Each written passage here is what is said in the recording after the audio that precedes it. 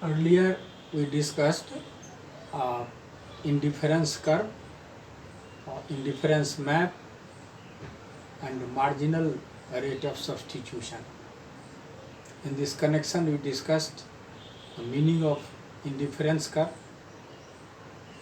In this connection, today we discuss properties or characteristics of indifference curve. As we know, the indifference curve represents the different combinations of two goods which give same satisfaction to the consumer. Now, the following are the properties or characteristics of indifference curve. First, an indifference curve always slopes downward from left to right. उदासीनता वक्र और नीचे की तरफ बाएं से दाहिने की तरफ झुकी हुई होती है। ऐसा क्यों होता है? It implies that as the consumer increases the consumption of one commodity, he will have to reduce the consumption of another commodity so as to remain at the same level of satisfaction. उदासीनता वक्र समान संतुष्टि का वक्र कहलाता है। यह दो वस्तुओं के विभिन्न संयोगों को व्यक्त करता है जो उपभोक्ता को समान संतुष्टि प्रदान करते हैं। इस क्रम में जब दो गुड्स का कंजम्पशन कंज्यूमर करता है, वैसी स्थिति में जब वह एक गुड की मात्रा को बढ़ाता है तो दूसरे गुड की मात्रा को उसे छोड़ना पड़ता है, सब्स्टिट्यूट करना पड़ता है। अर्थात एक की मात्रा जब बढ़ती है तो दूसरे की मात्रा घट जाती है। यही कारण है कि इंडिफरेंस कर्व बाएं से दाहिनी की ओर झुकी हुई होती है। यहाँ इस डायग्राम में देखते हैं ए और बी दो पॉइंट है। When the consumer moves from point A to B, he has more units of good X and less unit of good Y. यही कारण है कि indifference curve must be downward sloping. The second property or characteristic of indifference curve is indifference curves are convex to the origin. It implies that as the consumer substitutes X for Y, good X for Y, the marginal rate of substitution between them goes on diminishing.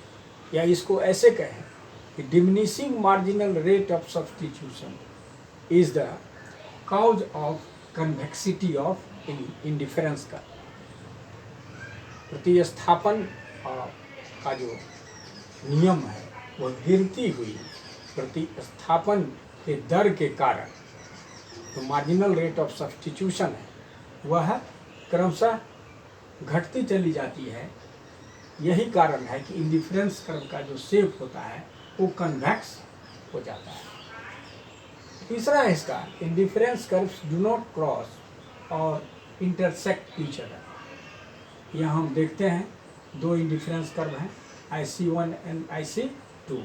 In the figure A and C are on the same indifference curve and therefore show equal satisfaction. A and B are on the same indifference curve and therefore should be offering equal satisfaction. क्योंकि indifference curve का जो definition है वो यही है कि indifference curve equal satisfaction को express करता है। अब इस आधार पर if A and C are equal and A and B are equal, B and C should also be equal. A and C and A and B.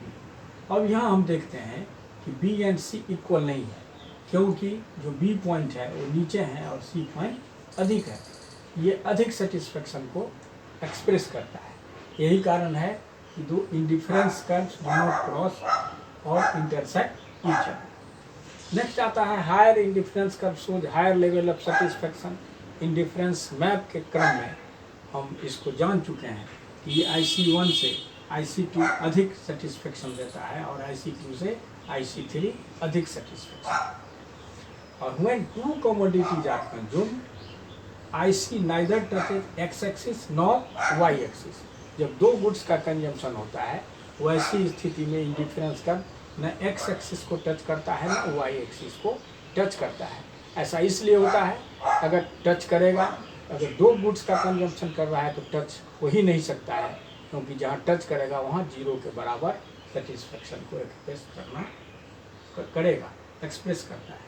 इसलिए when to commodity या consume, जब दो वस्तुओं का कंजम्पशन होता है वैसी स्थिति में इंडिफरेंस कर्व न एक्स एक्सिस को और न वाई एक्सिस को टच करता है। Slope of indifference curve indicates marginal rate of substitution. इससे पहले हम लोग मार्जिनल रेट ऑफ सब्स्टिट्यूशन के बारे में डिस्कशन कर चुके हैं।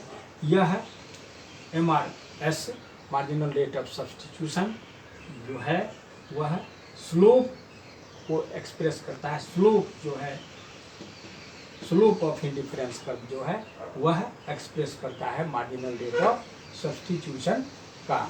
तो ये प्रॉपर्टीज और कैरेक्टरिस्टिक्स ऑफ इंडिफरेंस कर्व के अंतर्गत हम लोग जाने कि difference curve slope downward from left to right होता है। इंडिफरेंस कर्व कन्वेक्स होता है, कन्वेक्स टू द ओरिजिन होता है। कन्वेक्सिटी ऑफ इंडिफरेंस कर्व ये बतलाता है diminishing marginal rate of substitution को। Diminishing marginal rate of substitution जैसे जैसे घटता जाता है वैसे वैसे उसका शेप जो है अपने आप कन्वेक्स हो जाता है। इंडिफरेंस कर्व दो indifference curves do not cross और इंटरसेक्ट ईच अदर, न एक दूसरे को काटते हैं न कहीं टच करते हैं। दूसरी तरफ higher indifference curve higher level of satisfaction को एक्सप्रेस करता है। जब दो गुड्स का कंजम्पशन होता है वैसी स्थिति में इंडिफरेंस कर्व न एक्स एक्सिस को टच करता है न वाई एक्सिस को टच करता है। और लास्ट में है कि स्लोप जो इंडिफरेंस कर्व का है वह मार्जिनल रेट ऑफ सब्स्टिट्यूशन को एक्सप्रेस करता है। आज के लिए बस इतना ही। Thank you very much. Later on we will discuss monotonic preference. Monotonic preference indifference curve analysis के अंतर्गत ये स्लोप डाउनवर्ड्स को ही एक्सप्रेस करता है। Monotonic preference is one of the most important basic assumption of indifference curve analysis, which we will discuss later. Thank you.